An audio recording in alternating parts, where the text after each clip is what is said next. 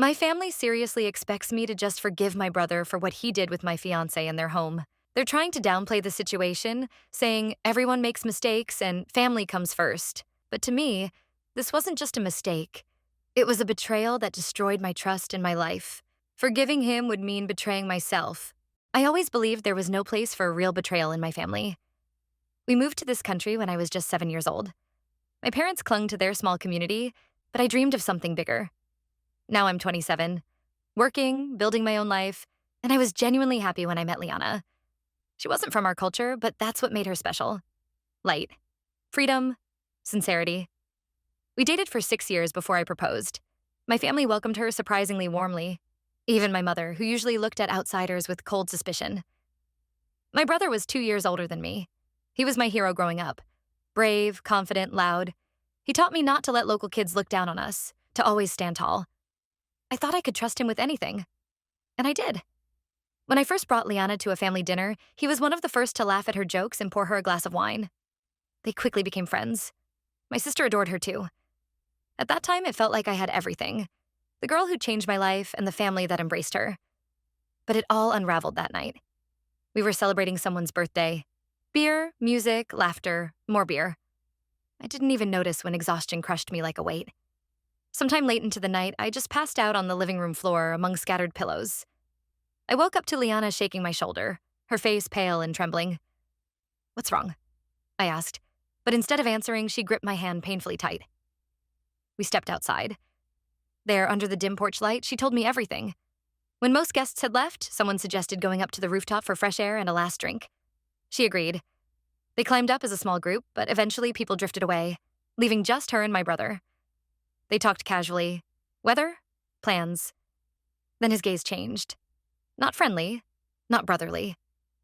She noticed but had no time to react. He leaned in, trying to kiss her. She dodged just in time. She said she could feel the disgust on her skin even without his lips touching hers. I remember standing there in the half-light, listening, and for a second I wanted to scream so loud it would rip reality apart. I didn't scream. I quietly put her in the car and drove her home. Her hands trembled the whole way. She stayed silent. I stayed silent. It felt like the world cracked open, swallowing the trust I had once had for my brother. But I didn't want to believe it. I convinced myself. It could be explained. Alcohol. A stupid mistake. A drunken slip. That evening, I met with my brother. He admitted everything. Casually, carelessly, like he was talking about bumping into someone in a crowded hallway. He said he was too drunk to think straight. He apologized again. Back then, I wanted to believe it was over, that everything could be patched back together. I was a fool. I told myself things would go back to normal if we just gave it enough time. I convinced myself my brother's drunken mistake could be forgiven, buried under months of polite silence and forced smiles. I was wrong. Liana never truly relaxed around him again. She smiled when he entered the room, laughed at his jokes with everyone else, but I saw how her hands tightened into fists when he got too close. I saw the way she stiffened whenever she had to pass him in the hallway. I told myself it would pass. I needed it to pass. Months crawled by. Each family event a balancing act between pretending everything was fine and keeping Liana as far from him as possible. Then my mother decided to throw a big party, the kind where half the community showed up, loud music spilling out onto the street, the house packed from wall to wall. I hesitated when I got the invite, but Liana said we should go, show we weren't afraid, and maybe start healing. I wanted to believe her. For the first hour, everything seemed okay. Liana stayed close to my side. We chatted with friends, laughed, danced a little. I started to think maybe tonight could be a turning point. Maybe we could finally move on. But then, somehow, I lost track of her. One moment, she was grabbing a drink from the kitchen. The next, she was just gone. I looked around, craning my neck over the crowd, searching for her dark hair, her familiar dress. Nothing. I checked the backyard, the bathroom, asked a few friends if they'd seen her. No one had. A cold pit started to form in my stomach. I found my sister talking to some cousins and asked if she'd seen Liana. She shook her head, frowning. Something told me to go upstairs. I moved quickly, dodging around groups of people, climbing the stairs two at a time. The hallway was dim and empty, muffled music thudding from below. I heard it then. Soft sounds from one of the guest rooms. Voices. A stifled gasp. My heart hammered in my chest. I moved toward the door, barely breathing. I pushed it open without knocking. What I saw will haunt me for the rest of my life. My brother had Liana pinned against the bed, his hand clamped over her mouth, his knee pressing into her legs to keep her still. One of his hands was under her dress, and she was struggling, her eyes wide with terror. For a second, I froze. Then rage exploded through me like a bomb. I tore him off her and started hitting him. I didn't think. I didn't stop. I just swung again and again, all the fury and betrayal and horror pouring out of me in punches. Liana scrambled off the bed and ran from the room, sobbing. Somewhere downstairs, I heard people shouting, feet pounding up the stairs, hands grabbing at me. My father, my uncles, pulling me off my brother, shouting my name. I barely registered it. I was still trying to claw my way back to him, to hurt him more. My father finally pinned me against the wall, his face white with shock. "What the hell is going on?" he demanded. It took me a long time to find my voice. When I did, it came out in a whisper. "He tried to rape her," I said. Silence. Absolute, ringing silence. My father staggered back like I'd punched him too. My uncles stared at me in horror. And my brother? He just lay there on the floor, bleeding, breathing hard, not denying a single word. I pushed past them and ran downstairs, desperate to find Liana. I found her huddled in the backyard with my sister, crying uncontrollably. When she saw me, she collapsed into my arms. I held her as tightly as I could, feeling her body shake with sobs, feeling my own heart break alongside hers. We didn't stay another second. We didn't speak on the drive home. Liana cried silently in the passenger seat, her hands twisted in her lap. I kept one hand on the steering wheel, the other clutching hers whenever I could. Every breath felt like dragging glass through my lungs. When we got to our apartment, she went straight to the bathroom and locked the door. I sat on the floor outside, my forehead pressed against the wood, listening to the sound of water running. After what felt like hours, she came out, her face pale and her eyes swollen. She didn't want to talk. She didn't want to eat. She just curled up on the couch under a blanket and stared blankly at the wall. I sat beside her, helpless. I had no idea how to fix any of this. The next few days blurred into one long stretch of numbness. Liana barely left the apartment. I called her work and told them she was sick. I picked up groceries, canceled plans, ignored messages from my family, especially my parents. They called and texted constantly, demanding to know what had happened, begging me to talk. I didn't answer. I didn't want to hear their excuses. I knew what they would say, that he had been drunk, that it was a misunderstanding, that families have to stick together. I didn't care. There was no going back. I had already lost my brother the moment I opened that door. I focused on Liana. She didn't smile anymore. She jumped at loud noises. She flinched when I entered a room too quickly. It broke my heart every single time.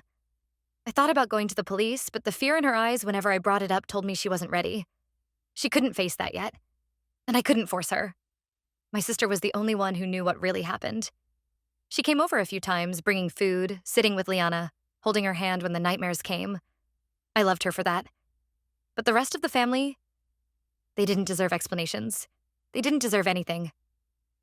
One evening, my father showed up at our apartment uninvited. I didn't let him in. I stood in the doorway, blocking his view of Liana, who was curled up on the couch. He begged me to come home, to talk things through, to be reasonable. I told him I would never forgive my brother. I told him if they chose to stand by him, I would walk away from all of them.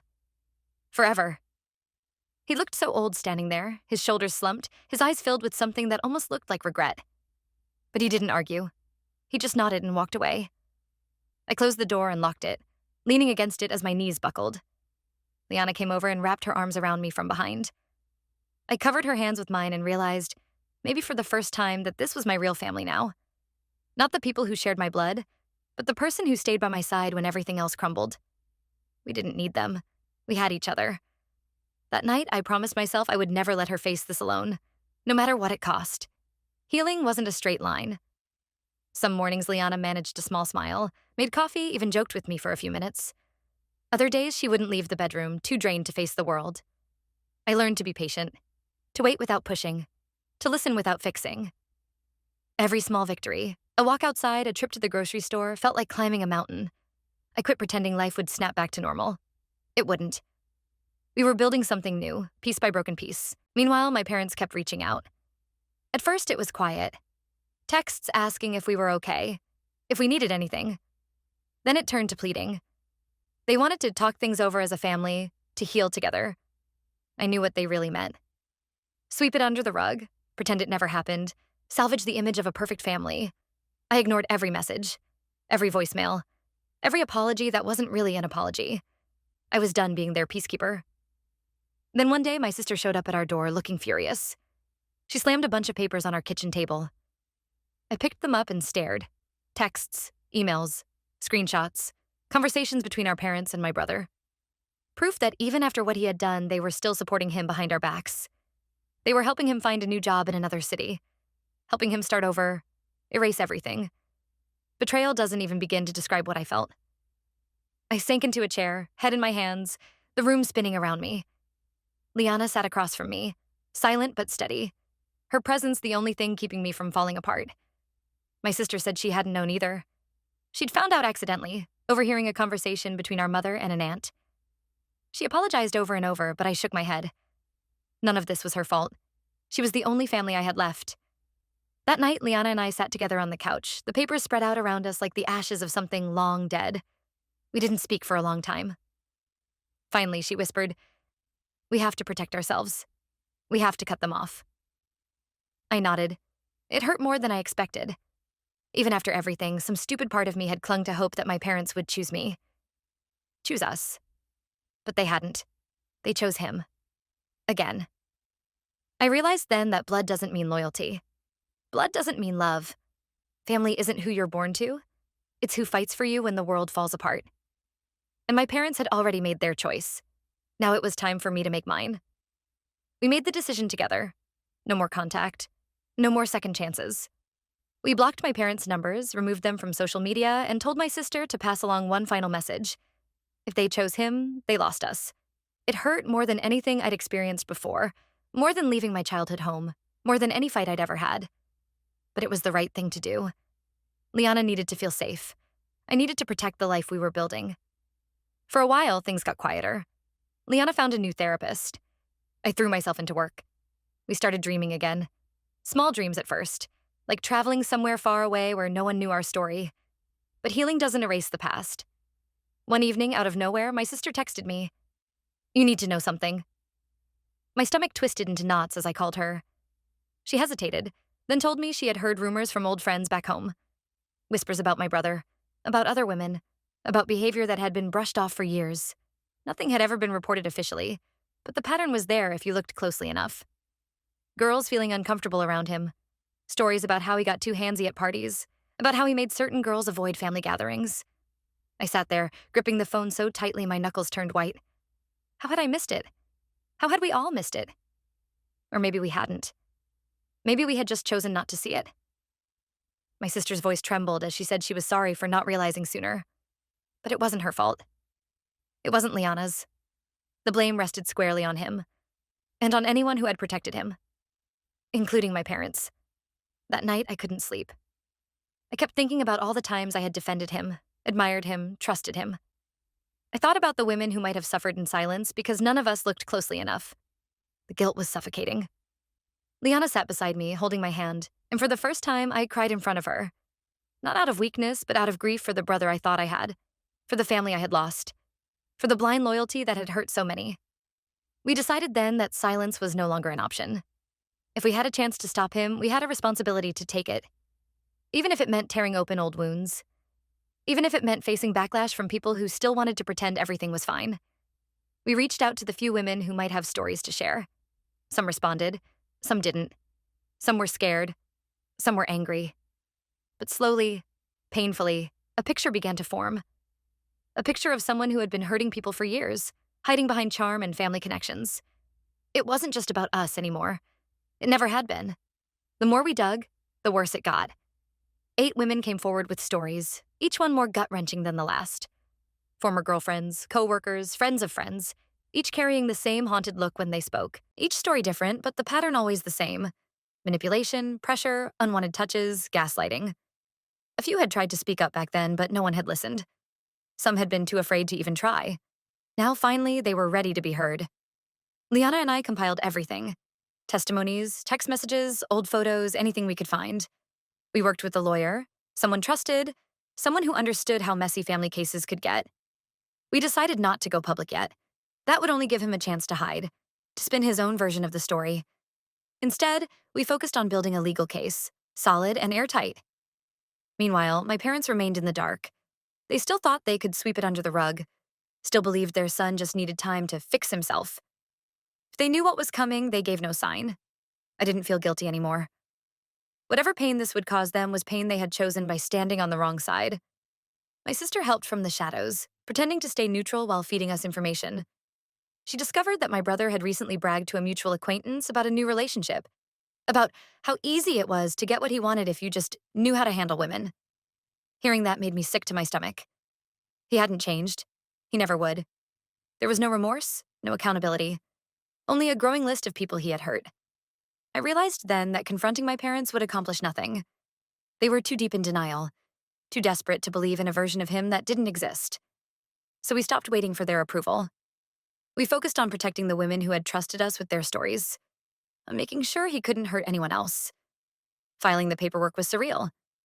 I half expected someone to stop us, to tell us we were overreacting, that we were wrong, but no one did. The lawyer nodded solemnly, took the evidence, and promised to handle the rest. When the police finally got involved, it felt almost anticlimactic. No flashing lights, no dramatic showdown. Just a knock at the door one evening when he happened to be visiting my parents. He tried to run. Of course he did. He always thought he was above consequences. But they caught him, brought him down in handcuffs while my parents watched, stunned into silence. I wasn't there. I didn't need to be. I already knew how it would end.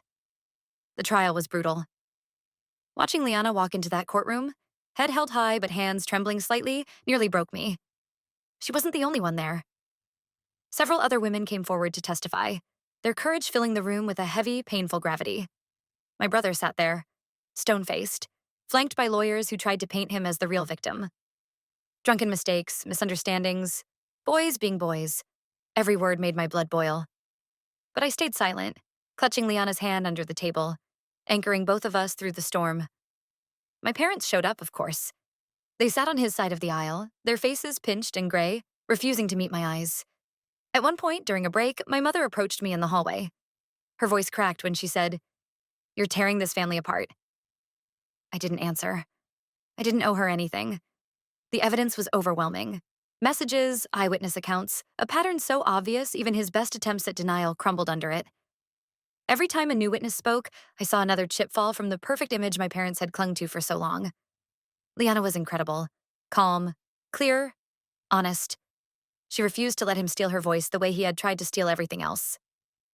I had never loved her more. When the verdict came, it felt almost surreal. Guilty. 8 charges, maximum sentence. I didn't cheer. I didn't cry. I just sat there, feeling the weight of it settle into my bones. Justice didn't bring back what we had lost. It didn't erase the scars, but it mattered. It meant something. As my brother was led away in handcuffs, he turned once to look at me. No remorse. Only hatred. Like I had betrayed him by refusing to protect him from the consequences of his own actions. I stared back, unflinching. That was the last time I saw him. My parents didn't speak to me again after the trial. They packed up their lives and moved away within a month, cutting off what little contact remained. My sister stayed. She had been a rock through all of it, and I was endlessly grateful. Liana and I went home and held each other for a long, long time. It was over, not the healing. That would take years, maybe a lifetime. But the fight, the fear, the waiting for the next blow to fall, that was over. We were free, bruised, shaken, forever changed, but free. Freedom didn't feel the way I thought it would. It wasn't fireworks or celebration. It was quiet, heavy, like standing alone on an empty battlefield after the smoke clears, realizing you survived but lost something you'll never get back. Liana and I tried to pick up the pieces. We found a new apartment, smaller but cozy, far from the neighborhood where every street held a memory we didn't want. We started therapy together, slowly learning how to breathe again without flinching. Some days were better than others. Some days I caught Liana staring at nothing for long stretches, her mind trapped in places I couldn't reach. Some days I still woke up angry, fists clenched, dreaming of things I couldn't change. But we kept going. We built new routines, new traditions. Sunday mornings spent drinking coffee on the balcony. Evenings walking in the park, hands brushing together. Laughing at stupid shows until we couldn't breathe. Life didn't magically heal us, but it moved forward. And so did we. I thought about my parents sometimes. about the family I lost. I wondered if they ever regretted their choices, if they missed us. I didn't reach out. I didn't want their half-hearted apologies or their empty explanations. I needed peace more than I needed closure. My sister stayed in our lives, visiting often, bringing laughter and normalcy when we needed it most. She was the bridge that hadn't burned, and I clung to that small piece of family still left standing. Eventually, Liana and I started talking about the future again, about maybe leaving the city entirely, finding someplace quieter to build a life away from old ghosts, about getting married, not for anyone else's approval, not to fit some timeline, but because we wanted it. Because after everything we had endured, we still chose each other every single day. One evening, sitting on our tiny balcony under a sky full of stars, I asked her to marry me. No big speeches, no ring hidden in a dessert, just two battered people choosing to believe in something better. She said yes, tears in her eyes, a laugh slipping out between sobs. That was the real victory. Not revenge, not courtrooms or verdicts, but love that survived the worst and still wanted more. As we held each other, I realized something deep in my bones. I wasn't the boy who worshipped a brother who didn't deserve it. I wasn't the son begging for parents' approval they could never give. I was a man building a life from ashes, one honest moment at a time. And for the first time in years, maybe the first time ever, I truly believed I deserved to be happy. We both did. This wasn't the life I had imagined, but it was ours. Hard-won, messy, beautiful. And finally, it was enough.